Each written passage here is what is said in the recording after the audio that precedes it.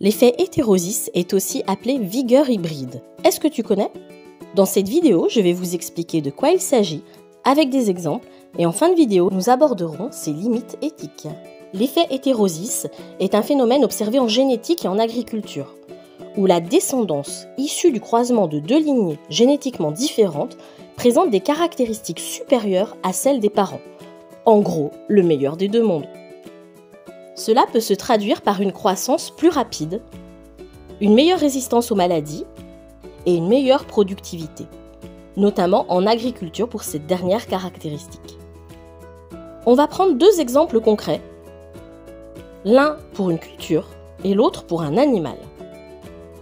Nous sommes en présence de deux variétés de maïs.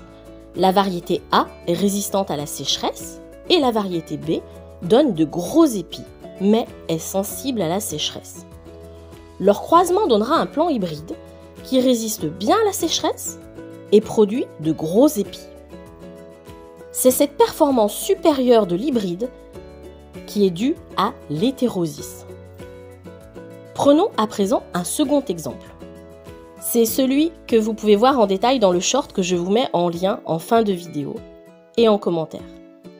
Il s'agit du croisement d'une femelle dromadaire et d'un chameau. Le petit, le turcoman, aura la rusticité du chameau et l'endurance et la production de lait de bonne qualité du dromadaire. Comme je vous le disais, le meilleur des deux mondes. L'effet hétérosis, c'est cool, mais il y a un mais. Même plusieurs. On revient là-dessus en fin de vidéo. À présent, comment fonctionne l'effet hétérosis? Il y a plusieurs hypothèses, mais on ne sait pas réellement laquelle est la bonne, ou si c'est un mélange de plusieurs hypothèses. Première hypothèse, il y a la complémentation génétique, les défauts d'un des deux parents est compensé par les gènes de l'autre. La deuxième hypothèse est celle de la dominance. C'est le fait que les bons gènes dominants masquent les gènes récessifs défavorables. Et enfin, dernière hypothèse, il y a l'interaction positive entre gènes qui s'appelle l'épistasie. Épistasie? Qu'est-ce que c'est? Encore un sujet de vidéo? On en trouve partout décidément. Bon, passons à la suite.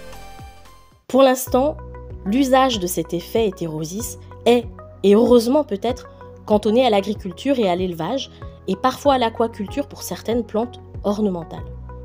Je dis heureusement, car ça soulève des limites éthiques importantes. C'est ce qu'on va voir maintenant. D'abord, la dépendance des agriculteurs.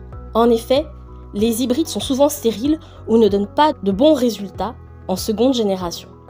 C'est ce que nous avons vu ensemble dans la vidéo au sujet du turcoman.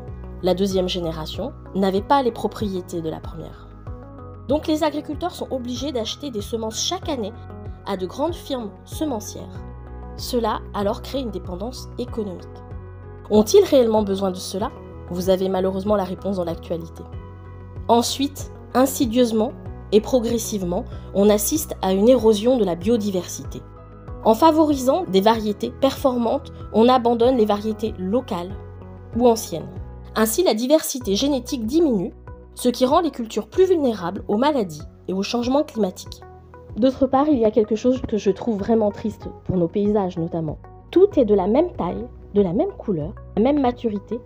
Cela peut aller à l'encontre de la diversité alimentaire et culturelle, surtout dans un pays où l'agriculture est une tradition.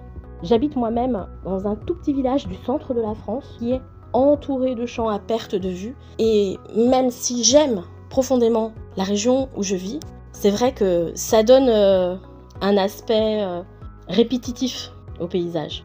À présent, parlons du bien-être animal. Je suis loin d'être Miss 30 millions d'amis. Cependant, en élevage, la recherche de la performance à tout prix engendre des problèmes de santé, comme des troubles articulaires ou cardiaques. Et pour conclure, sur les semences hybrides, il faut savoir qu'elles sont souvent protégées par des brevets ou des droits à la propriété industrielle, ce qui renforce le contrôle des multinationales sur le vivant. Vaste sujet à controverse, qui se situe au croisement de l'éthique, de l'économie, de la souveraineté et de l'écologie.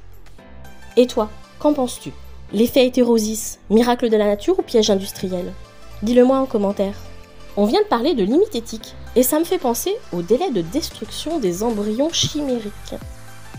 Cela fera l'objet d'une prochaine vidéo. Bref et précis, c'est la culture générale à portée de tous. Abonnez-vous pour ne rien rater de nos prochaines vidéos. À bientôt!